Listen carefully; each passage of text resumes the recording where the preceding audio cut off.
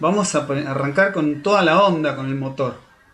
Este es un motor, no conozco la marca ni nada, me gustó el dibujito además. Bueno, muy bien, vamos a arrancar desde las bases de la cuestión. Bueno, resulta que el asunto de los motores eléctricos empezó con, como les dije recién, con Faraday. El viejo Faraday, el mismo de la ley de Faraday, hizo el primer prototipo de motor eléctrico que fue una cosa bastante fea. Podríamos decir que se movía. Y punto. O sea, era un artefacto feo, rudimentario, poco útil probablemente. No creo que sirviera para nada, pero disparó en la cabeza de mucha gente esta idea de que se podía conseguir movimiento a través de algo al que se lo alimentaba con electricidad.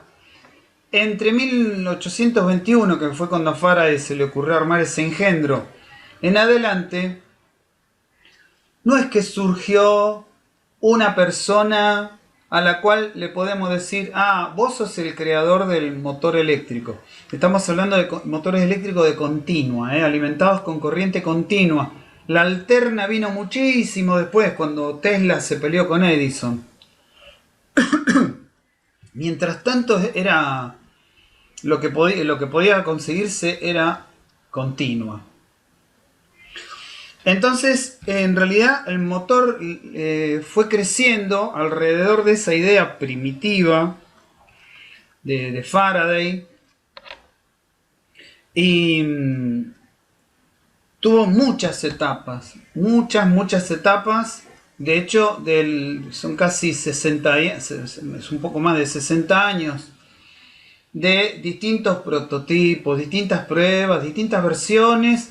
Y en 1886 podríamos decir, ahí en la puerta del 1900, que ya había un motor eléctrico, tal vez no con la estética de hoy en día, pero medianamente funcional y útil. Y observen que en todo este lapso, ya estamos metidos en la segunda revolución industrial, ¿no es cierto? Entonces, ¿cuál era la idea de Lorentz y la que aplica Faraday? Si tenemos cargas eléctricas en movimiento y en presencia de un campo magnético, o sea, inmersas en un campo magnético, aparece una fuerza. Siempre cuando lo leo esto así, digo, repítanselo como un mantra, ¿sí? Se tienen que dar las tres cosas a la vez. Cargas eléctricas en movimiento, inmersas en un campo magnético, ¿sí? Bueno, esto es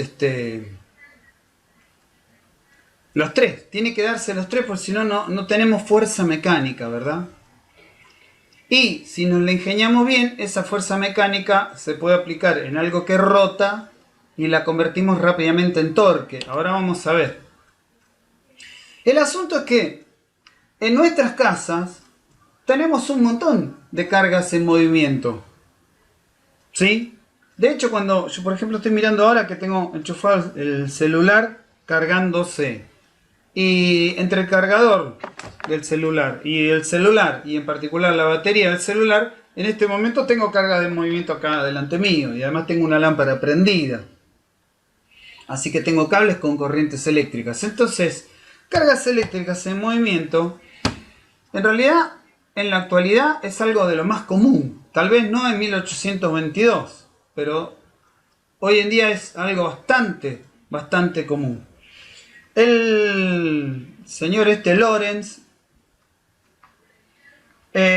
juntó varias ideas que ya estaban dando vueltas y no está muy claro, digamos, a veces no está muy clara la autoría, si fue él, si no fue él, pero bueno, más o menos él y algunos de sus congéneres estaban trabajando en esto.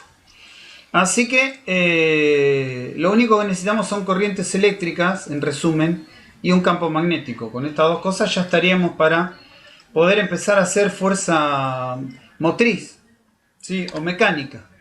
Entonces, por ejemplo, habrán visto este dibujo, ¿no? En la práctica. Un dibujo que usamos mucho. Pues está lindo, podríamos decir. Y se acuerdan también la regla de la mano derecha, que tiene dos versiones. A mí la que me gusta es poner los dedos en la dirección del campo magnético, ¿sí? El pulgar en la dirección de la corriente, y entonces la palma de la mano te queda apuntando, ¿sí? Mirando hacia donde va la fuerza.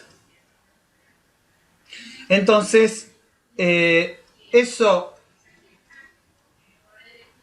podría parecer simplemente una convención, pero es una convención bastante útil porque después se verifica en la realidad. Si nosotros armáramos o armásemos o armariésemos algo como lo que está en pantalla, funcionaría, ¿sí? Y por último decimos que la fuerza, no nos olvidemos, es la corriente eléctrica, ¿no? La que circula, no está la letra, pero vamos a poner la letra acá, la I. La corriente eléctrica que circula por el cable, que está en ese hermoso aislante verde. La longitud, ¿sí? ¿Qué longitud? La longitud del cable o de lo que sea que lleve la corriente que está expuesta al campo magnético. O sea que si aplicamos esto para nuestro caso, la longitud sería simplemente la distancia en la que el cable, repito, estuvo expuesto al campo magnético, que es justamente el lado de ¿sí? el longitudinal al cable de los imanes que tenemos acá para formar el campo magnético. Y por último, bien, el valor del campo magnético. Entonces, I por L por B es la fórmula como la recordamos siempre, y en este caso particular L sería la distancia D. ¿Sí? Es algo bastante fácil de recordar. Han hecho las guías, así que no creo que haya problema con eso. Acá está la regla de la mano derecha. La de la izquierda es la que yo siempre menciono porque a mí me resulta mucho más fácil. Pero si no, y si son memoriosos y se acuerdan, que es justamente mi problema, nunca me acuerdo qué dedo tengo que poner, creo que ya lo dije varias veces. Si se acuerdan en qué dedo tienen que poner cada cosa, el pulgar le queda apuntando en la dirección de la fuerza. El tema es acordarse de esto, ¿no? ¿Qué sé yo? Yo no me acuerdo. Y se ve que soy perezoso. Tampoco tengo ganas de acordarme. Bueno, entonces, aplicamos eso y podemos hacer esta prueba experimental, por ejemplo. Acá tenemos dos barras de cobre, que son dos caños de gas, ¿eh? Abajo hay una placa que tiene pegados imanes. ¿Sí? Ahí se ve cómo el imán pega partículas de hierro y otras cuestiones. Una de las varillitas, que es más chiquita incluso, es móvil, se puede mover. La corriente la van a hacer pasar en esa dirección que mostró con el dedo. Y la varillita, gracias a Lorentz y a los tres dedos de la mano derecha, se va para allá, dijo el señor. Ahora, si hacemos pasar la corriente al revés, la misma regla de la mano derecha, pero con la corriente dada vuelta, nos da que la varillita se mueve para el otro lado, y de paso también nos muestra cómo es la chispa de la corriente que circulaba, hizo una como chispa y fue carcomiendo de alguna manera la barra de cobre. Así que la de Lorentz la tenemos perfecto, y la regla de la mano derecha, aunque ustedes digan qué pavada me hace prender el profesor, funciona. Cristian, una Sí, consulta del sí, ejemplo, que cuando sí. había que explicarlo en la actividad dudé. Los imanes ahí están abajo, no hay uno arriba y uno abajo como nos muestran en la típica imagen. ¿Es el imán que larga un campo magnético hacia arriba? El imán tiene, no sabemos, en realidad el imán tiene un polo norte y un polo sur. Habitualmente esos imanes que viste ahí en el dibujo se fabrican a través de una barra cilíndrica de acero, ¿sí? Se fabrican con una barra cilíndrica. Entonces cortan la barra cilíndrica en porciones y le quedan esos cilindritos. La magnetización termina siendo en las caras. Pero vos en realidad una barra de acero la podés magnetizar como quieras. ¿Sí? Podría tener los polos en las caras o en alguno de los lados. Por lo general es en las caras, porque es la forma en que uno fácil podría reconocer que un lado es norte y el otro lado es sur. Pero por ejemplo, hay imanes que son una barrita. El norte y el sur podría estar en cualquier lado, en los extremos de la barra o en las caras de los costados de la barra. O sea, Claro, mi duda iba, ¿podrás ir una diapositiva antes? sí, ¿cómo que no? Mirá, vos decís O otra más. esta querés. ¿Ves esto? ¿Ves que están como Sí, un imán abajo, claro. Bueno, el conductor en el medio y otro imán arriba? sí, Y en eso el video solo están abajo. sí, no te preocupes. Esto sería que evidentemente el color gris es sur. Los que son de color rosa es norte. Y acá tenés otro sur y otro norte. Entonces el campo magnético queda entre el norte de la pastillita esta que está acá abajo y el sur de la pastillita que está arriba. Esa es la forma más eficiente de que el campo cruce o atraviese perpendicularmente un cable. Es la forma más eficiente. ¿Por qué?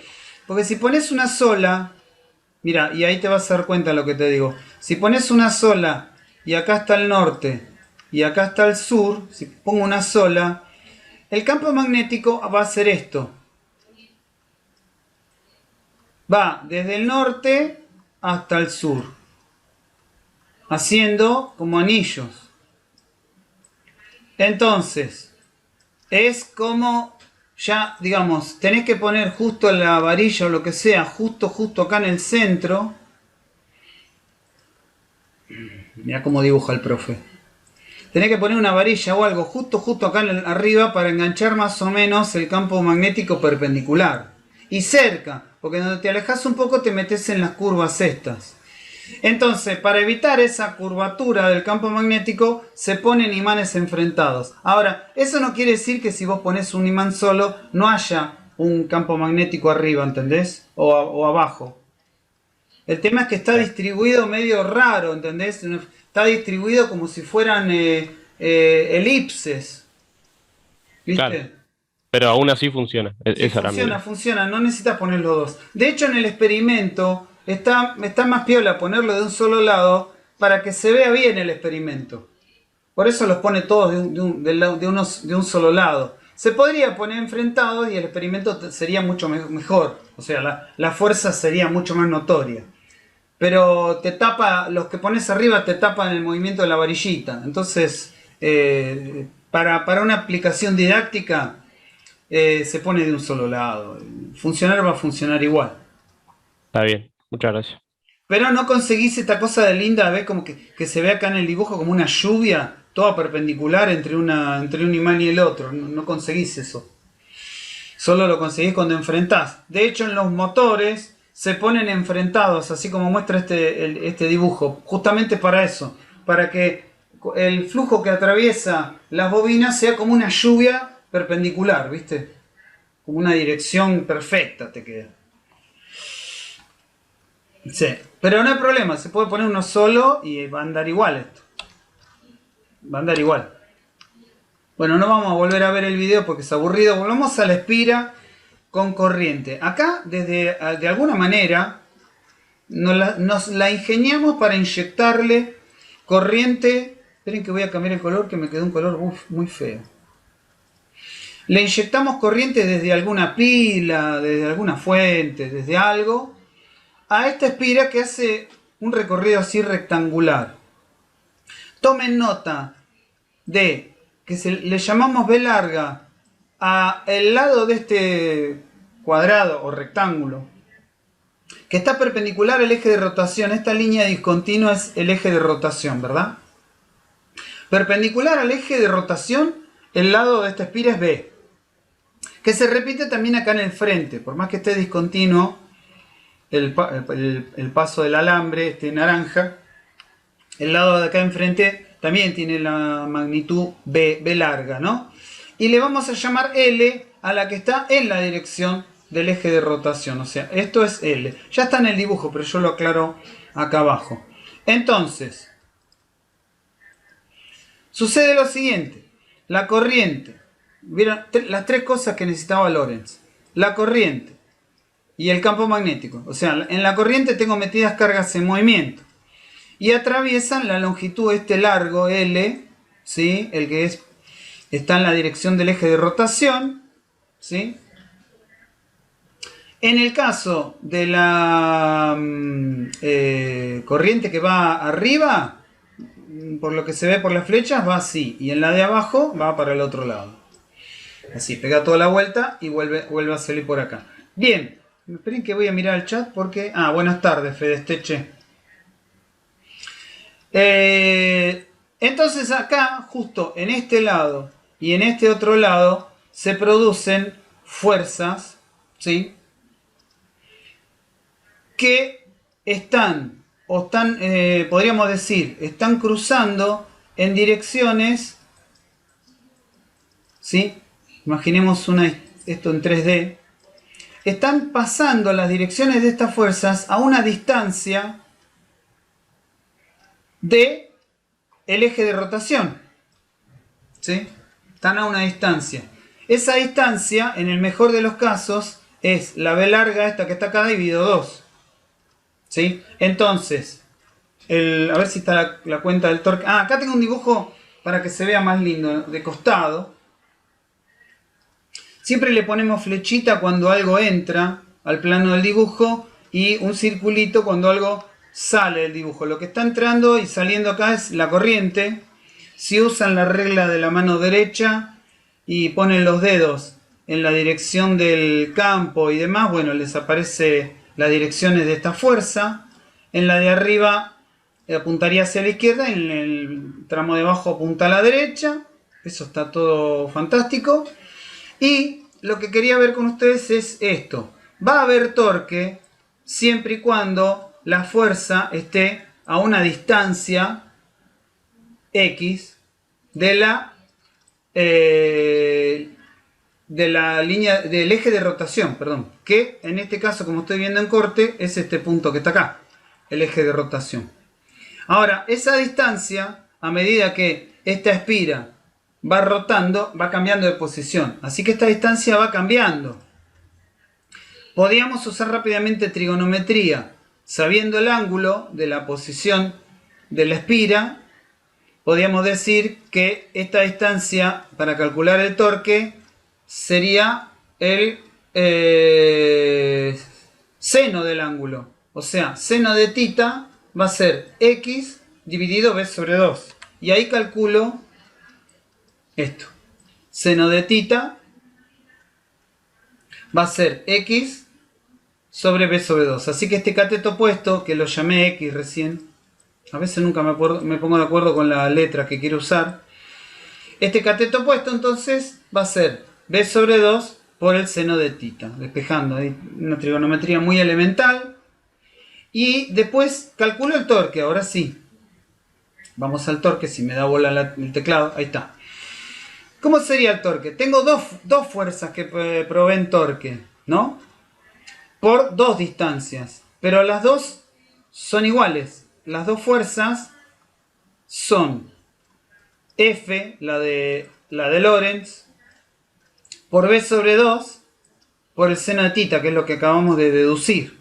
O sea, por cada una de estas fuerzas tiene la misma distancia porque están en simetría con respecto al eje de rotación. O sea, esta distancia son dos fuerzas y estas dos distancias, como está simétrico todo el ejercicio, son iguales.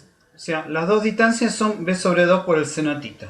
Entonces me queda dos veces lo mismo. F por b sobre 2 por el seno de θ. F por b sobre 2 seno de θ es el torque de la fuerza, ponele, de arriba, más el otro torque de la fuerza de abajo, que es igual. Así que directamente multiplicamos por 2. Bueno, la cuestión es que el 2 se va con el 2 de b sobre 2 y me queda F por b por el seno de θ. Esto es genial en un principio porque podemos verificar rápidamente que hay torque, pero por otro lado es un problema, porque ¿cómo es este torque, chicas y chicos? ¿Cómo es este torque? ¿Es constante? Va dependiendo del ángulo. Claro, o sea que me da un torque que es grande, chico, grande, chico, grande, chico, o sea, no es muy útil un motor así. Es más, en algunos momentos se anula también, cuando el seno de 0 o de múltiplos de 360, ¿no es cierto? O sea, chao, me quedé sin torque. Entonces, si hago un motor con una sola espira, bueno, como motor es malísimo. Entonces, lo que se hace constructivamente, y yo no me voy a meter porque es un bodrio, es que haya espiras cruzadas a la principal. A ver si me sale. No, no me está saliendo, espera. Que haya espiras cruzadas. Por ejemplo, pones una. Uy, qué difícil hacer una perspectiva acá. Bueno, me salió medio torcido. Haces espiras. Acá puse dos. Están con el mismo eje de rotación, pero una a 45, a 90 grados de la otra. Entonces, alimentás una de las espiras mientras esa te está aportando torque. Cuando deja de aportar torque, la dejas de alimentar y cambias a la de al lado. Bueno, en realidad no se hace con 90, se hacen con muchas más espiras cruzadas a distintos ángulos. ¿Para qué? Para que el motor termine teniendo un torque parejito. Acá está el problema, ¿eh? Para cambiar de una espira a la otra, se usa esto que han visto, probablemente lo ha contado Puleston, que es el sistemita este de Delga carbón. Sería Delga escobilla el nombre técnico. Delga escobilla. La escobilla usualmente es esto que vemos acá, que es es grafito. Grafito mezclado con un polímero para que le dé cuerpo y dureza y se banque un poco mejor el desgaste, porque todo el tiempo está estas chapitas que vemos con esta formita de un semicilindro sería, rozando contra estos carbones, así que lo van gastando. Esto garantiza que la corriente pase por una de estas espiras y se forme el torque de rotación. Ya estamos en condiciones, por lo menos, si voy a armar una espira o más en esta situación, el torque que voy a obtener es más o menos el máximo. Vieron que era un valor multiplicado por el seno del ángulo. Si pongo varias espiras, cada una con una graduación distinta en ángulo, voy a conseguir, cuanto más espiras pongas, un valor cercano al torque máximo, que sería solamente la parte que multiplica la amplitud, digamos, y sacarme de encima el seno. Vamos a hacer un ejercicio. Supongamos que tengo por ahora vamos a poner una espira, pero después créanme que son más. Que le hacemos circular 8 amperes de corriente frente a un campo de 2,5 Tesla. Entonces ahí ya tengo la corriente 8 amperes, el campo magnético B 2,5 Teslas y la espira, y acá necesito algún dato dimensional de la espira. Es chiquito, ¿no es cierto? 3 centímetros por 2 centímetros. Estamos hablando de un motor chiquito, ¿no? Metro, decímetro, centímetro. Está todo en metros. ¿Por qué? Porque las Teslas están en el sistema internacional y en el sistema internacional son metros, amperes y Teslas, ¿no es cierto? Así que tengo que poner las longitudes en metros, ya está. Entonces, la fuerza de Lorentz es I por L por B. Mantuve la nomenclatura en todos los dibujos y en todas las pantallas para que no nos confundamos. L va a ser los 0,03 metros. Reemplazo. La corriente vale 8. 2,5. Listo. Me da 0,6 newtons. Fíjense que algo que ya dije varias veces. Si ustedes están seguros de la ecuación, están seguras de la ecuación y usan las unidades de los parámetros de la ecuación dentro del sistema internacional, están seguros que el resultado va a dar en el sistema internacional. La fuerza en el sistema internacional es Newton. Y se acabó. No tienen por qué andar pensando si las teslas por los amperes son metros cúbicos por grado centígrado. O sea, se olvidan del berenjenal de pasaje de unas a otras, ¿no? Entonces, amper por metro, bueno, eso se supone que es una M, por Tesla, las tres son del sistema internacional, eso va a dar Newton. Amper metro Tesla, eso, chicas y chicos, da Newton. ¿Por qué le creemos a Lorentz, no? Básicamente. Y si no, seguramente Lorentz se tomó, ¿cómo es? Todos los recaudos para que me dé Newton. Seguramente ya lo hizo Lorentz eso. Bueno, muy bien. Ya tengo la fuerza, ¿sí? Pero el torque es la fuerza por el otro lado, el que no usamos, 0,02, por el seno del ángulo, pero digo, bueno, voy a sacar el torque máximo. Así que solamente hago F por B. O sea, hago 0,6 newtons por 0,02 metros. Y acá no hay ninguna duda que es torque. No tengo que pensar demasiado, da 0,12 newton metro o 12 newton milímetro. Si corren la coma 3 lugares, puede escribir 12 newton milímetro. Y está bien también. O 12, miren qué locura, 12 milinewtons por metro también. Son esas cosas locas que pasan con las unidades. Pero 12 newton milímetro me encantó. ¿Sí? Fuerza y la unidad, bueno, la puse en milímetros. Es una... A ver, gente, ya les dije que era un motor chiquito, así que no esperábamos demasiado torque, ¿verdad? Pero bueno, eso sería el valor máximo que le sacaríamos. Tengo todavía 3 minutos, ahora después reiniciamos. Así se vería el primer... sí, dale. Perdón, ¿cuánto es un torque más o menos normal para no sé, una afeitadora o un electrodoméstico? Oh, qué buena pregunta la de la afeitadora. A ver si te lo puedo responder rápidamente. Pero no son muchos, ¿eh? En una afeitadora en particular... No, pregunto. Probablemente estemos en las décimas de newton metro. Seguramente Bien, estamos en décimas. ¿Qué valores era ese 12 Sí. newton milímetro? No, sí. Probablemente una afeitadora eléctrica o una depiladora tenga más. Debe tener... Porque yo estoy hablando de mili, ¿no? Probablemente tenga décimas de newton metro. Ya con eso alcanza para enfrentar al pelo más rebelde. Sí, señor. Bueno, acá no está terminado de armar. ¿Por qué? Porque sería un lío que en el gráfico no entenderían nada.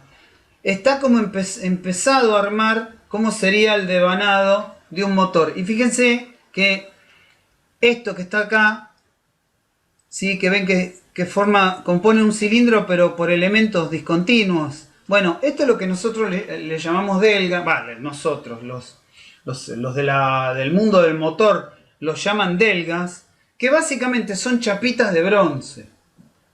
¿Sí? Chapitas de bronce. Acá se ve en el costado superior la escobilla y generalmente la escobilla va metida dentro de un soporte, obviamente para que se quede en el lugar y no se mueva. Ese soporte está vinculado a la carcasa, todo lo cual no estamos viendo porque lo sacaron para mostrarnos el dibujo.